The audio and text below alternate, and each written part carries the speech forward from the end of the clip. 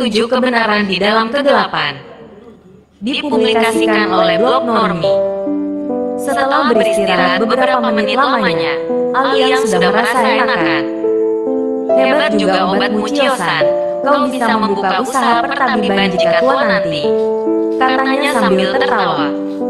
Nah, sekarang kita jalan lagi, dan dengarkan aku bercerita dari awal. Biarlah Lopek Ticu gendong saja, pinta Chiosan. Mengetahui bahwa tubuhnya memang sudah tidak begitu kuat lagi, Aliang menurut saja. Sambil digendong, Aliang mulai bercerita. Tadi pagi Tan Hoat pulang setelah menunaikan tugas perburuan. Ia bertanya tentang Lau Chiang Mujin, tapi ku jawab Chiang Mujin sedang sakit. Sakit? Apakah parah? Tanya Chiosan kaget. Parah sekali. Para Lotiang bahkan berkata beliau keracunan. Mungkin ada yang menyusupkan racun ke dalam makanan beliau. Ah, hanya itu yang bisa keluar dari mulut Chiosan. Aliang melanjutkan, tapi memang dia tidak mencari Chiang Mujin. Dia sebenarnya mencariku. Kenapa mencari Lopek? Karena kabar yang dibawanya sebenarnya berhubungan dengan aku dan kau, jawab Aliang. Chiosan baru akan bertanya sebelum akhirnya dipotong oleh Aliang. Dengarkan saja dulu dan jangan banyak bertanya. Lalu ia melanjutkan. Ia memintaku menemaninya ke atas gunung untuk mencarimu karena katanya aku adalah satu-satunya orang yang paling ia percayai. Chiosan, tahukah berita apa yang dibawanya itu? Chiosan hanya menggeleng. Dalam perjalanan ia tidak menceritakan kepadaku, dan aku hanya menebak-nebak saja. Menurut perkiraanku ia sudah tahu di mana letak kitab rahasia yang menjadi incaran kaum Kangou itu. Dan ia mencarimu karena hanya kaulah yang tahu bagaimana cara membaca kitab itu. Karena kitab itu ditulis dengan menggunakan aksara kuno itu. Di Tionghoa tidak banyak orang yang mengerti arti huruf-huruf kuno itu. Aku saja terkaget-kaget ketika kau bilang kau bisa membaca huruf-huruf itu. Di Tionghoa hanya keluarga 10 jenderal besar yang menguasai huruf-huruf itu. Catatan, di zaman pengusiran penjajahan Goan, Mongol, atas Tionghoa, terdapat jenderal 8 besar yang membantu pemimpin utama pemberontakan itu. Pemimpin utama itulah yang menjadi kaisar pertama dinasti Ming. Kesemua jenderalnya beragama Islam. Setelah kemenangan diraih dan perjuangan selesai, sang kaisar baru itu malah membunuh ke-8 jenderal itu karena ia takut kekuasaannya direbut mereka. Setelah kau menyebut bahwa kakek dan ayahmu menguasai huruf-huruf itu, aku menduga bahwa kau adalah keturunan dari salah satu 10 jenderal besar itu. Chiosan seperti ingin mengatakan sesuatu tetapi akhirnya dia diam saja. Aku yakin Tan Hoat pun menyadari hal ini, lalu ia berusaha menjemput secepatnya. Kami berdua mendaki puncak, namun begitu sampai di pondok, kau tidak ada. Kami pun lalu berpencar untuk mencarimu. Aku sudah hampir putus asa dan kembali lagi ke pondok karena aku mengira kami terlambat menyelamatkanmu. Begitu aku kembali, aku menemukan Tan Hoat sudah sekarat. Saat itu ia belum meninggal. Ia dengan terbata-bata mengatakan, Chiosan, Chiosan, Lau Chiang Mujin, Lau Chiang Mujin. Aku segera mengerti maksudnya, bahwa ia ingin aku menyelamatkanmu dan juga Lau Chiang Mujin. Aku lalu terus mencarimu. Saat aku meninggalkannya aku yakin ia masih hidup. Saat itu berat sekali pilihan yang harus aku ambil. Namun aku memilih untuk mendengarkan permintaannya untuk menyelamatkanmu dan Lau Chiang Mujin. Namun sayang aku hanya berhasil menyelamatkanmu. Teringat akan nasib Lau Chiang Mujin yang sekarang menderita keracunan. Tak terasa mereka terharu juga. Kini ada sebuah rahasia besar lagi yang harus kau tahu. Bahwa aku pun sebenarnya mengerti di mana keberadaan kitab rahasia itu. Bola mata Chiosan membesar tapi dia tidak berani berkata apa-apa. Bukan saja mengerti di mana kitab itu berada, tapi akulah pemilik yang sah dari kitab itu. Ketahuilah bahwa nama asliku adalah Kam Kie Siang. Agak lama ia terdiam, baru kemudian melanjutkan. Sebelum bertarung dengan Tio Tai Su, aku meminta syarat kepada beliau, bahwa jika aku mampu mengalahkan beliau, maka posisi sebagai ketua Butong Pai harus diberikan kepadaku. Beliau hanya tersenyum dan menyetujuinya. Dan sebagai gantinya, aku sendiri yang memberi usul bahwa jika aku kalah aku rela memusnahkan seluruh ilmu silatku dan seumur hidup mengabdi kepada Butompai. Beliau pun hanya tersenyum saja. Kami pun bertempur, dan pertempuran itu berlangsung tertutup di dalam ruang latihan pribadinya. Hampir 3 hari penuh kami bertarung, bahkan tidak berhenti untuk makan dan minum. Aku sangat kagum bahwa dengan usia setua itu, tenaga dalam beliau tidak berkurang sedikit pun. Akhirnya harus kuakui kematangan ilmu beliau. Aku pun kalah. Lalu ketika aku menyerahkan diri bagi beliau untuk memutuskan seluruh urat dan otot sebagai cara orang-orang kamu menggunakan ilmu silat, beliau hanya tersenyum dan berkata bahwa janji itu bisa dilaksanakan tanpa harus memutuskan urat-uratku. Karena beliau percaya aku adalah seorang lelaki sejati. Mendengar itu aku malu sekali sudah berani menantang beliau. Keluhuran budi pekertinya sungguh tidak ada yang menandingi. Padahal ketahuilah bahwa aku juga sudah berhasil melukainya dengan berat. Namun saat aku kalah, beliau sama sekali tidak ingin membunuhku. Saat itu aku sadar bahwa aku bisa melukai beliau sesungguhnya karena beliau terus-menerus mengalah. Sesungguhnya jika beliau menggunakan ilmu barunya itu, beliau bisa mengalahkanku dalam 100 jurus. Jadi sebenarnya beliau mengalahkan aku murni hanya dengan ilmu Taekwondo-nya yang terkenal itu. Tapi herannya, di luar banyak kabar yang berkembang bahwa beliau mengalahkanku dengan jurus barunya. Aku sendiri malah heran kenapa kabar itu bisa berkembang. Dan Tio Taisu sendiri sepertinya tidak pernah meralat kabar itu. Belakangan aku baru tahu bahwa niat beliau adalah untuk menjaga kehormatan dan namaku. Memang beliau sungguh mulia. Dengan berkembangnya kabar seperti itu, maka namaku akan diakui sebagai salah satu orang yang sejajar dengan beliau. Mata Kam Kies yang terlihat berkaca-kaca. Aku lalu bersumpah untuk tidak lagi menggunakan ilmu silatku dan sepenuhnya mengabdi kepada Butompai. Tapi kau tidak ingin menjadi murid Butompai karena itu bukan merupakan perjanjianku dengan beliau. Melihat pengorbananku seperti itu, beliau memberikan pujian dan kekaguman. Maka untuk melindungiku dari dendam atas banyaknya korban yang terbunuh karena kesombonganku menantang semua ahli silat nomor 1, beliau memutuskan untuk mematikan Kam Kie Siang. Sejak saat itu tersiar kabar bahwa Kim Kie Siang sudah mati, dan kuburannya berada di Butompai. Saat mendengar aku sudah mati, banyak tokoh silat yang punya dendam terhadapku naik ke Butongsan untuk menanyakan langsung kepada Tio Taisu apakah aku benar telah mati. Mereka tahu bahwa Tio Taisu tak akan berbohong dan kata-katanya adalah emas. Tio Taisu tidak pernah berbohong sedikit pun saat beliau berkata bahwa Kim Kie Siang sudah mati. Memang sebenarnya Kim Kie Siang yang sombong dengan silatnya itu sudah mati. Yang ada kini adalah aliansi tukang masak. Lalu di dalam makam palsu itu, aku kubur semua yang berhubungan dengan Kam Kie Siang, termasuk juga kitab-kitab sakti yang aku miliki itu. Kelanjutan cerita ini tentu kau tahu, bahwa rahasia ini sudah bocor dan orang-orang kamu sekarang tahu bahwa isi kuburan itu adalah kitab-kitab sakti milik Kam Kie Siang. Sesungguhnya aku kebetulan saja menemukan kitab itu di suatu tempat, dan kebetulan bisa menguasainya ketika kuburanku dibuat. Tio Taisu sendiri pun tidak tahu bahwa aku menyimpan kitab-kitab itu di sana. Karena kitab yang dimaksud orang itu sebenarnya bukan kitab namun berupa kain sutra. Kain itu aku jadikan lapisan dalam bajuku sehingga tidak ada yang tahu jika aku membawanya kemana-mana.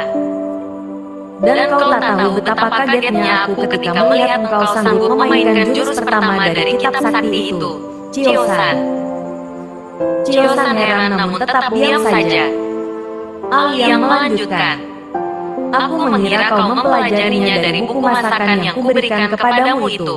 Ternyata setelah kuselidiki, kau hanyalah mencampurkan ilmu Butompai dengan petunjuk-petunjuk ketabiban di dalam buku itu.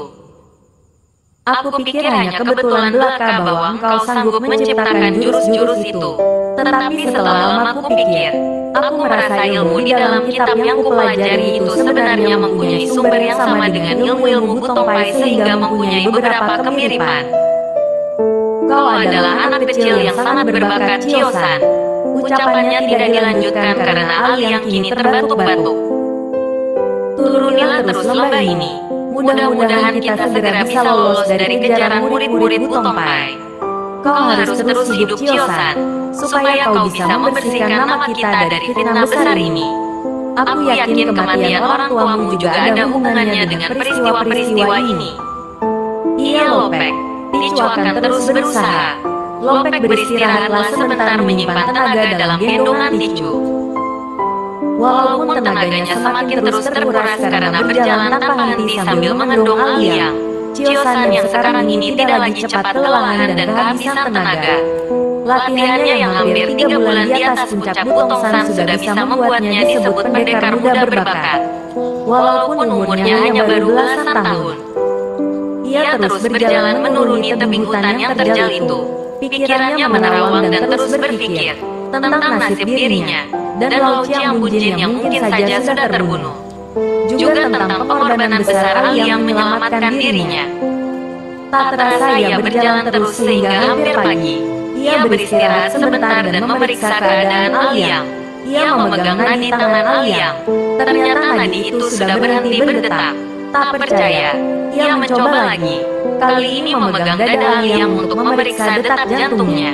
Ternyata memang tidak ada detakan di sana. Aliang sudah tewas. Ingin rasanya Chiosan berteriak melepaskan seluruh penderitaannya. Namun ia menahan diri karena tahu teriakannya mungkin akan terdengar oleh para pengejarnya. Ia hanya bisa meneteskan air mata dengan deras, menahan kepiluan hatinya. Ia paham bahwa Aliang telah berkorban besar baginya, dan juga untuk mempertahankan sumpah Aliang sendiri. Jika seorang pendekar bersumpah untuk tidak mempergunakan ilmu silatnya lagi selamanya, maka janji itu harus dipegang walau nyawa taruhannya.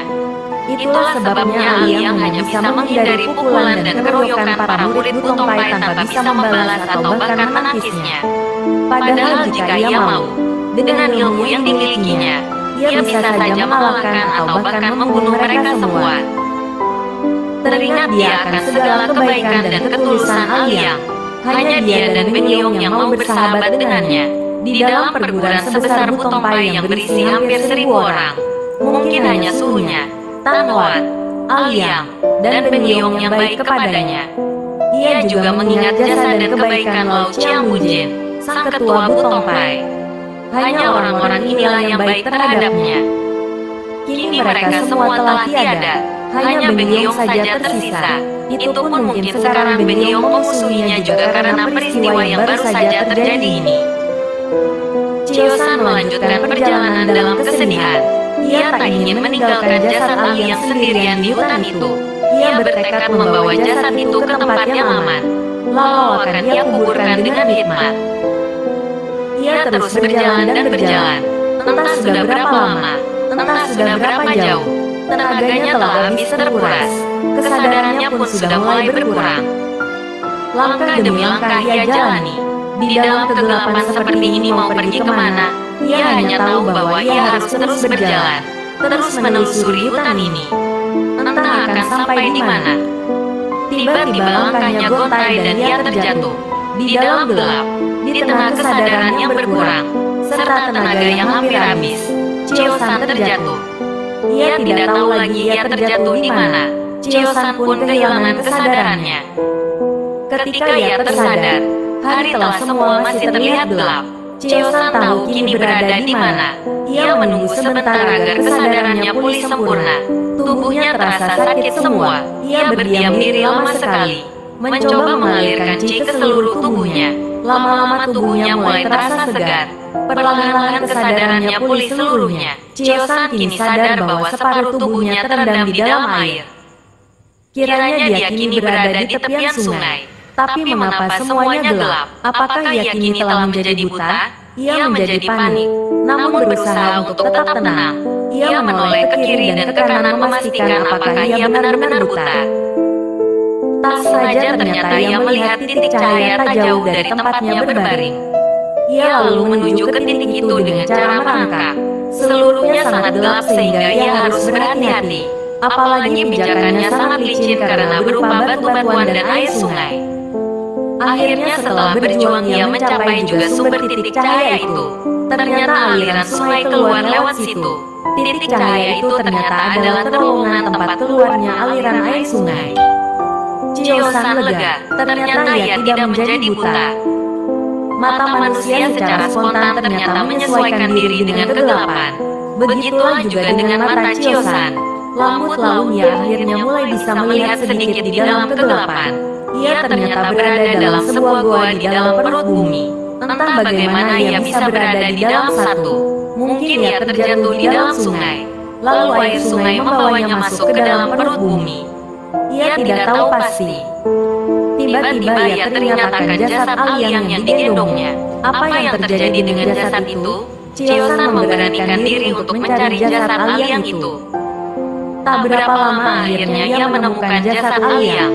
Dibawanya jasad itu ke lubang terowongan air, agar bisa melihat dengan jelas menggunakan cahaya yang masuk dari situ.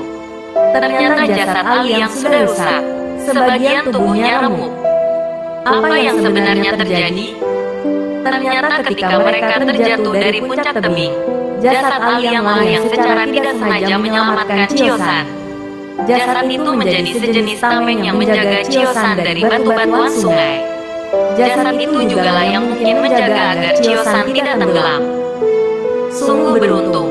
Keputusan Chio-san untuk teras menggendong jasad Aliang ternyata membawa kebaikan bagi dirinya sendiri. Begitulah, jika orang melakukan sesuatu penuh ketulusan, maka yang ada hanyalah balasan yang baik. Chio-san hanya bisa bersedih menyadari ini semua, tapi paling tidak ia masih hidup, dan masih punya semangat untuk terus hidup. Ia lalu teringat bahwa di kantongnya terdapat batu api yang diberikan oleh Aliang.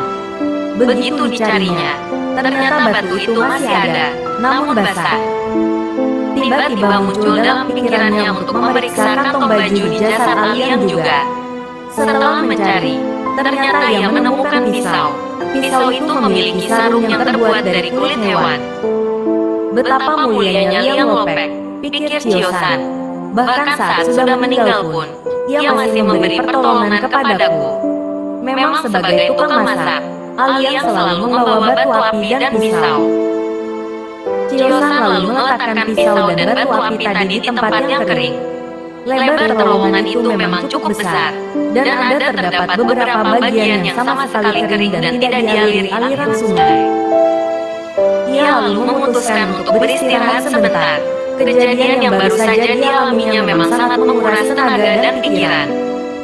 Lama ia tertidur pulas. Begitu bangun, ia terpikir untuk menguburkan jasad Aliang. Chio-san mencari-cari pijakan yang agak lembek yang bisa digali menjadi kuburan Aliang. Lama ia berputar-putar namun tidak ditemukannya. Dengan berat hati ia memutuskan untuk membakar saja jasad Aliang. Tetapi setelah ia berpikir, ia khawatir asap yang ditimbulkan malah memenuhi gua itu dan tidak bisa keluar. Ia terus memutar akal bagaimana cara mengurusi jenazah orang yang sangat dihormatinya itu. Karena masih bingung, untuk sementara Chio-san mencoba melupakannya. Ia lalu memeriksa batu api yang tadi dikeringkannya. Nampaknya sudah mulai kering. Ia lalu mencoba membuat api. Chio-san berjalan mengelilingi terowongan itu mencari kayu-kayuan yang mungkin saja hanyut terbawa aliran sungai. Dasar beruntung, tidak lama kemudian kayu itu ditemukannya. Malah lumayan banyak, ada yang kering ada yang basah. Ranting-ranting itu ia kumpulkan di suatu tempat. Dengan hati-hati Chio-san mencoba membuat api. Lama ia mencoba akhirnya batu api memercik juga. Lalu dibakarkannya ke kayu dan berhasil. Gua itu lumayan terang sekarang. Chio-san lalu memandang ke sekelilingnya, memandang dinding-dinding gua itu. Ternyata tembok itu dipenuhi tanaman sejenis lumut dan jamur. Chio-san mendekati tanaman itu dan memeriksa apakah lumut dan jamur itu bisa dimakan. Kesenangannya membaca buku, ternyata berbuah manis. Pengetahuannya tentang tumbuh-tumbuhan ternyata sangat berguna sekarang. Dari buku masak Aliang, Chio-san belajar bagaimana cara membedakan jamur yang beracun dengan yang tidak. Cara ini bahkan pernah ia coba ketika tinggal di puncak Butongsan saat menjalani hukuman. Ia memetik berbagai macam jamur yang tumbuh di situ. Sebagian jamur ada yang dikenalnya, ada yang beracun dan ada yang tidak beracun. Masing-masing ia kelompokkan sendiri-sendiri. Jika ia menemukan jamur yang belum pernah dikenalnya, ia melakukan uji coba untuk mengetahui jenis jamur itu. Menurut kitab yang dibacanya, cara mengetahui kandungan racun dalam sebuah jamur adalah dengan merendamnya di dalam air untuk beberapa lama. Jika kemudian jamur itu berwarna keunguan, maka jamur itu beracun. Jika tidak, maka jamur itu aman. Begitulah, akhirnya Chiosan menemukan makanan. Dengan menggunakan beberapa batu-batuan serta ranting-ranting kayu, Chiosan akhirnya memanggang jamur-jamuran itu. Rasanya nikmat juga setelah dimakan. Setelah kenyang, Chiosan beristirahat sebentar. Ia merasa sangat segar dan seperti mendapat kekuatan baru.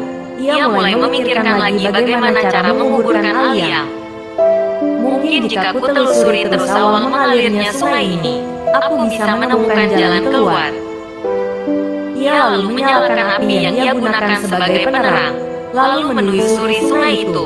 Ia ingin mencari di mana sumber air itu. Jalan itu ternyata panjang sekali.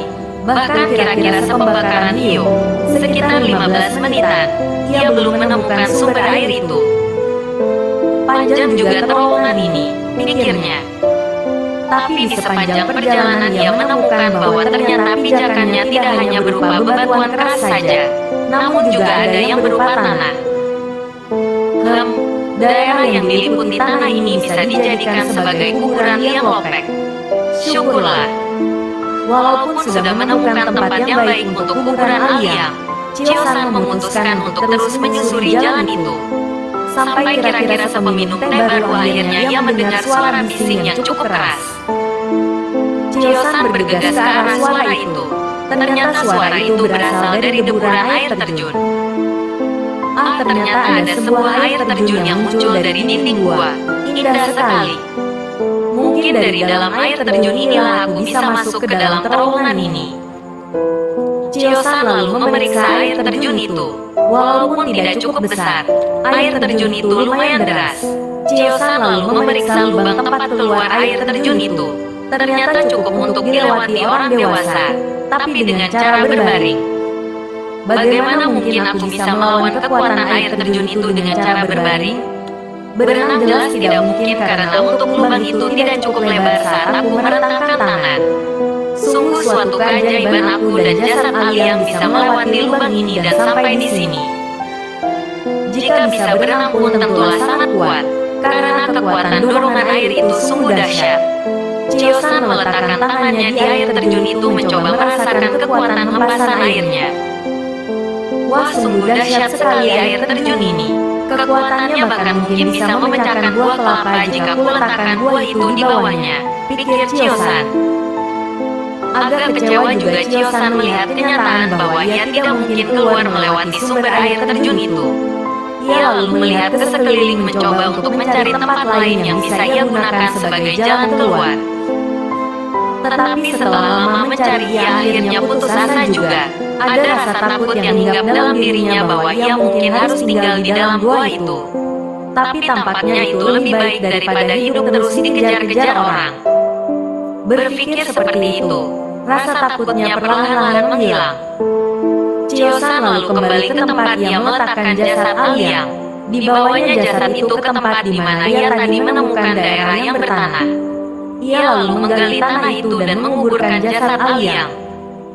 Terima kasih Lopek, walaupun aku ingin sekali memanggilmu Suhu, namun engkau pasti akan marah jika kupanggil Suhu.